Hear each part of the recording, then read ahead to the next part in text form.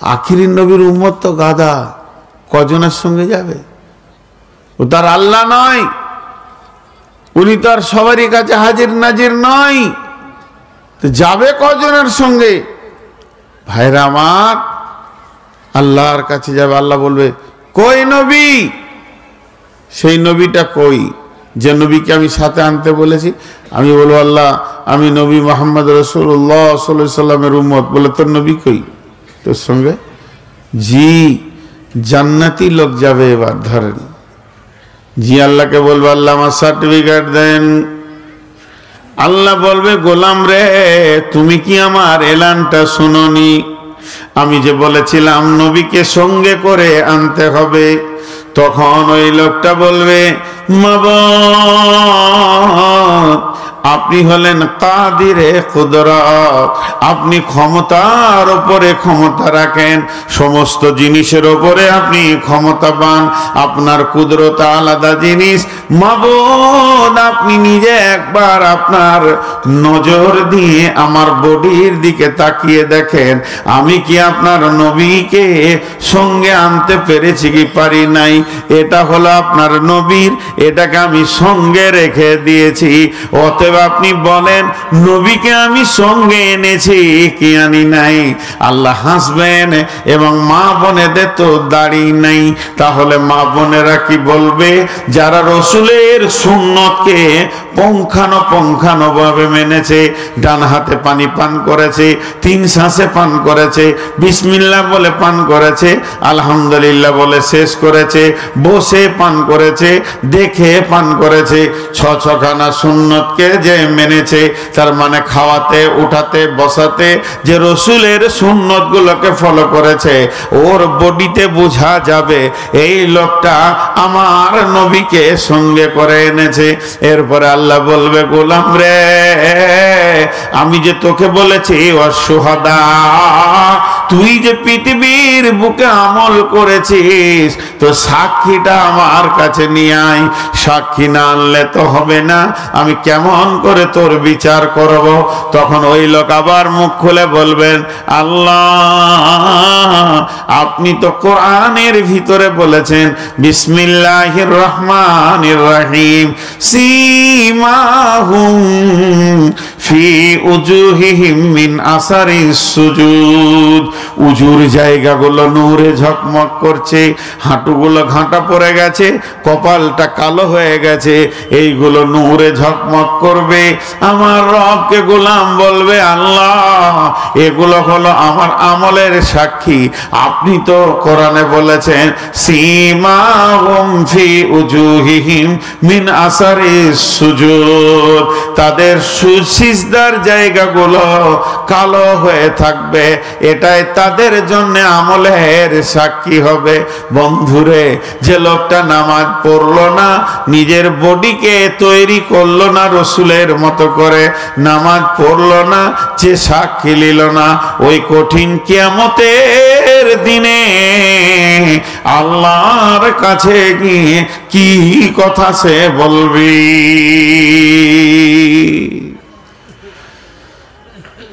দু 4টা মিনিট সময় দেন। সেটা কি?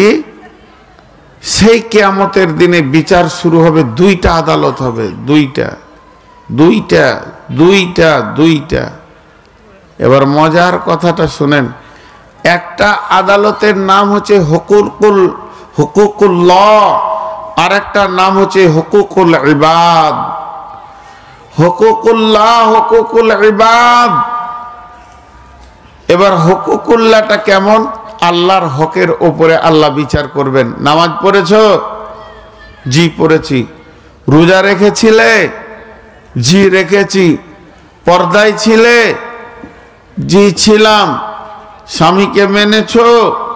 জি মেনেছি।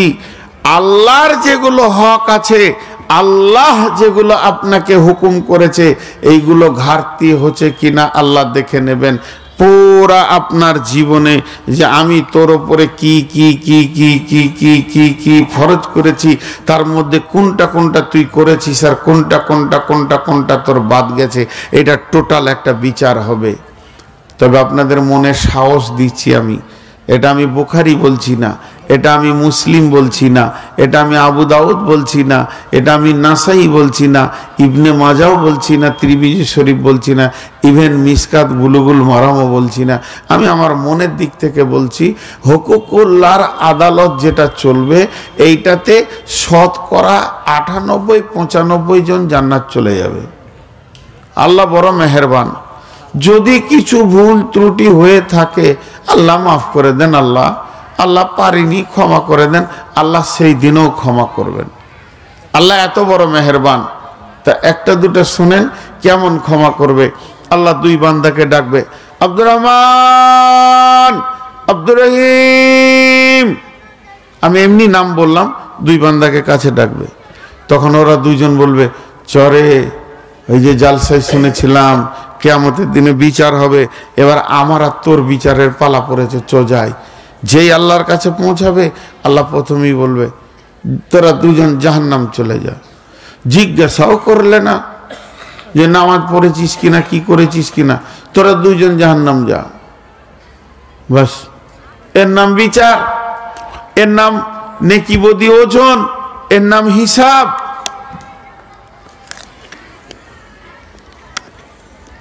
খাতা কলম খুলবো তার নাম হিসাব, কিন্তু আল্লাহ বলে দিলে আয় চলে যায় জাহান্নাম।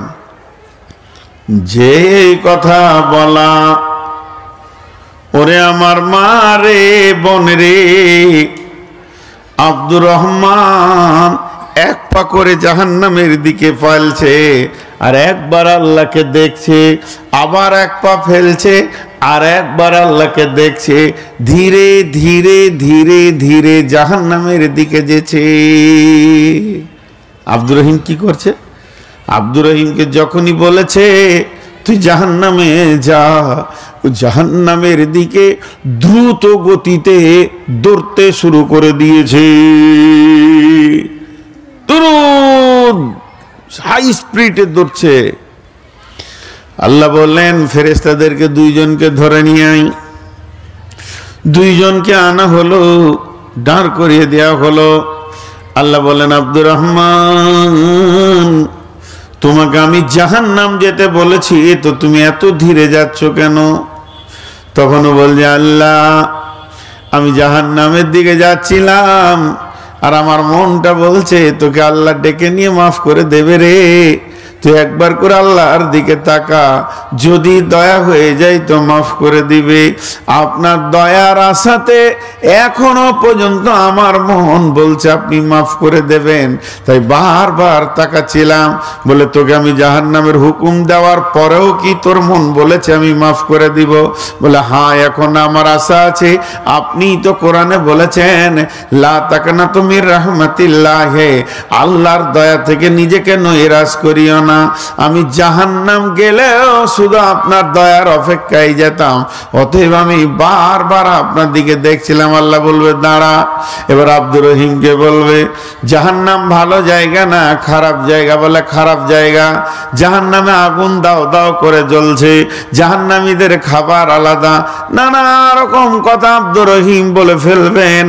তখন আল্লাহ বলবে, তুই যে জাহান্নামের দিকে দৌড়ছিলি দ্রুত গতিতে কেন? তখন আল্লাহকে আব্দুর রহিম বলবে, মাবুদ রে, তোমাকে মানিনি, তোমার দিন মানিনি, ভালো কাজ জীবনে করিনি, এর জন্য জাহান্নাম যেছিলাম। কিন্তু যখন আপনি হুকুম করে দিলেন আব্দুর রহিম জাহান্নাম যা, তখন আমি গতিটা আরো বাড়িয়ে নিলাম, এই জন্য যে যাতে করে আমি তাড়াতাড়ি জাহান্নামে ঢুকে যাই। তার কারণ হচ্ছে পৃথিবীতে আল্লাহর হুকুম মানতে পারিনি, অন্তত এই সময় আল্লাহর সামনে একটা হুকুমকে মেনে তো দেখায়।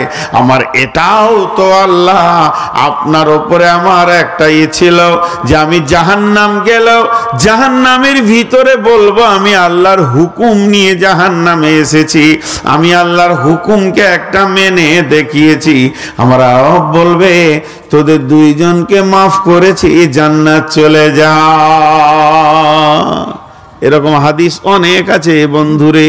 একজন কিয়ামতের মাঠে মাটি মাখবে গোটা গায়ে, গোটা গায়ে মাটি মাখবে আর চিৎকার করবে, এত জোর চিৎকার করবে ময়দানকে তোলপাড় লাগিয়ে দেবে।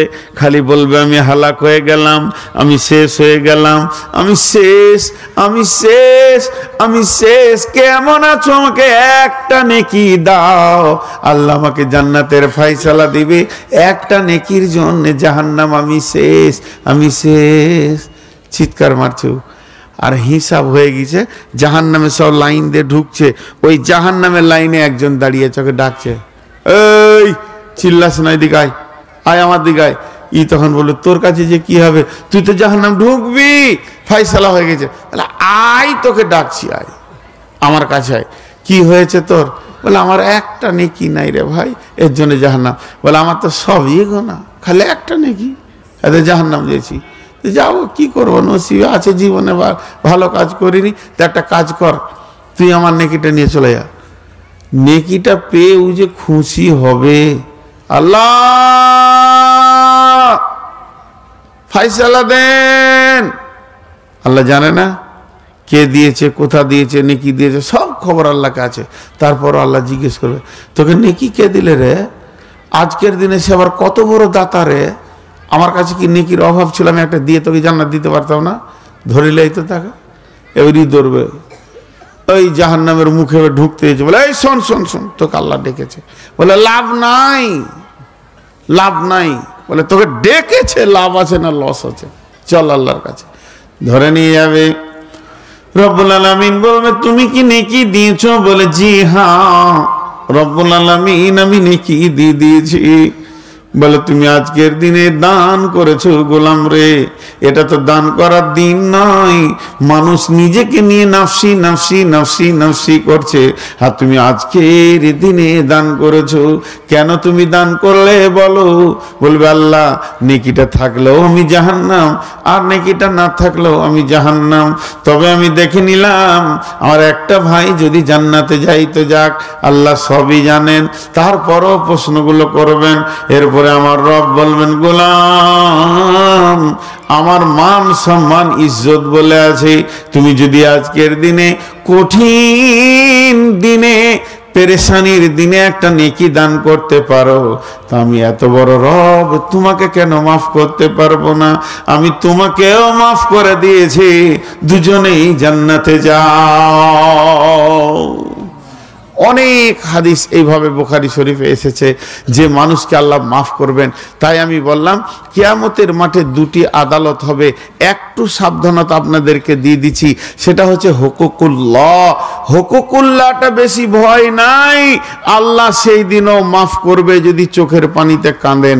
কিন্তু দ্বিতীয় আদালতটা যখন শুরু হবে হুকুকুল ইবাদ, ইবাদ মানে গোলাম, গোলামে গোলামে ঝগড়া। গোলামে গোলামে ঝগড়া বলতে মানুষের সঙ্গে মানুষের বিচার সেদিন পুঙ্খানুভাবে হবে। শুধু এটাও নয়, মুফাসসিররা বলছে যে কুত্তাও আল্লাহর গোলাম, শূকর আল্লাহর গোলাম, বিড়াল আল্লাহর গোলাম। একটা মেয়ে, বেশ্যা মেয়ে, রান্ডি মেয়ে, সে কুত্তাকে মুখে পানি দিয়ে জান্নাত গেল, আল্লাহর গোলাম ছিল বলি তো পানি দিয়ে জান্নাতে গেল। নামাজি মেয়ে, তেলাওয়াত करने वाला মেয়ে, কোরআন পড়নে वाला মেয়ে, তাহাজ্জুদ পড়নে वाला মেয়ে, বিড়ালকে বেঁধে রেখে না খেতে দিয়ে মেরে দিয়েছিল, তো তার ঠিকানা জাহান্নাম হলো। কেন? এদেরও বিচার আছে। আপনি রাস্তায় চলতে চলতে একটা কুত্তাকে ইট মেরে দিয়েছেন, আর কুত্তাটা 20-25 বার খালি কাঁ কাঁ কাঁ কাঁ করে কোন দিকে লুকিয়ে গেল। এইটারও বিচার কিয়ামতের মাঠে হবে, এইটারও বিচার হবে কিয়ামতের মাঠে।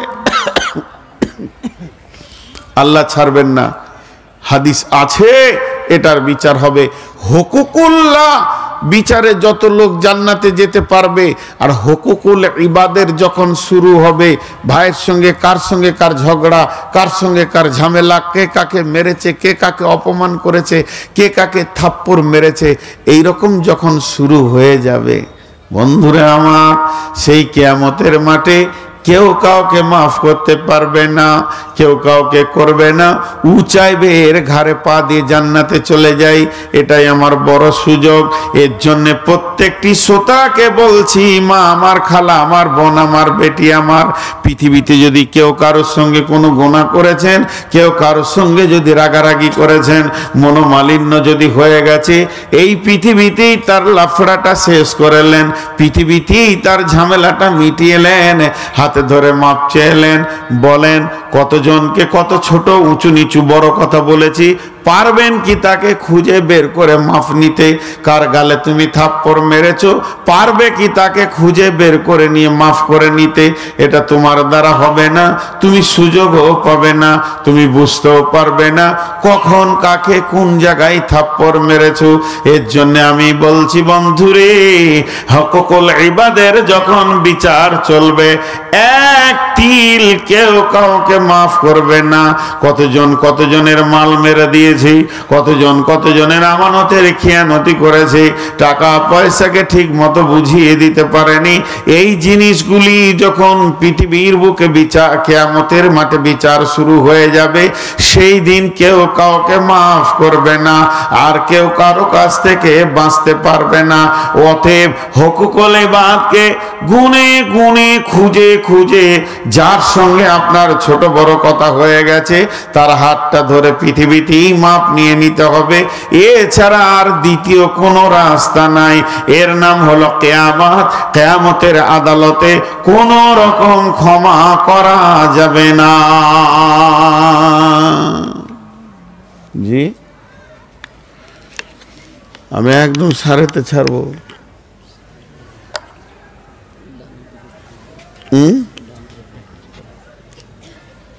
ডান দিকে কি হলো? না, 1 টাকা কালেকশন করবো না, 1 টাকা করবো না। আমাকে বলেছেন যে কালেকশন করে আপনাকে দেবো। যেদিন থেকে ডেটলি 490 সুগারের রুগী জিজ্ঞেস করেন যার সঙ্গে কথা চলছে, যদি মিথ্যা কথা বলি তা আপনারা জুতোগুলো আমার মাথাতে ছুড়বেন, আমি ফুল বলে কুড়িয়ে নেবো, আর ফেসবুকে প্রচার হয়ে যাবে যে নূর মোহাম্মদকে জুতিয়েছে। আমি বলেছি 9টার পরে দিয়েন না, পারবো না। তো বলেছে ঠিক আছে 9:30 থেকে 10টা পার করবো না। 10টা এই শব্দটা 20 দিন থেকে শুনতে শুনতে এসে যখনই খেতে বসেছি 10:30, তখন ইন্না লিল্লাহ পড়ে নিলাম। 10:30টাতে জেগে বসেছি, একজন যেয়ে বলছে মুখ ধুবেন, আমি বললাম গোসল করব। মাথা ঠিক থাকে?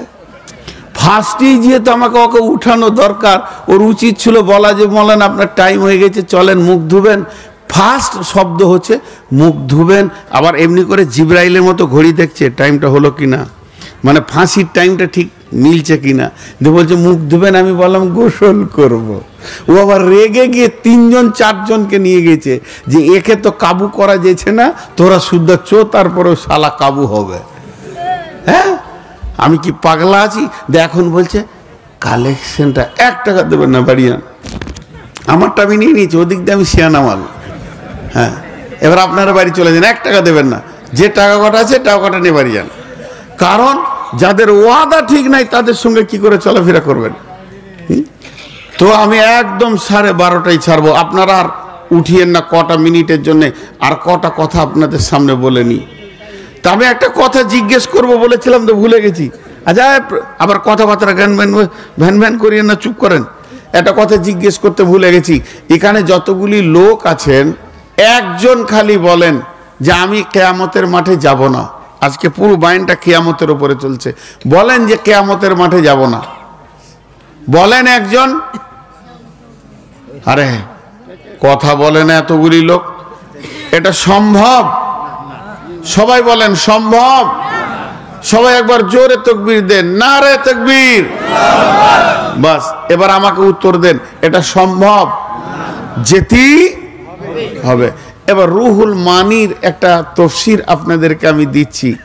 তফসিরটা দেওয়ার আগে একটা উদাহরণ দিব, উদাহরণটা মন দিয়ে শুনবেন।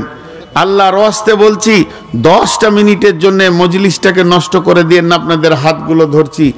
ওই তফসিরটা করার আগে আমি উদাহরণটা দিচ্ছি। ধরেন আপনার 5টা বোন, 5টা বোনের 5 জায়গায় বিয়ে হয়েছে, মন দিয়ে শোনেন। এখন ছোট ভাইটার বিয়ে হতে বাকি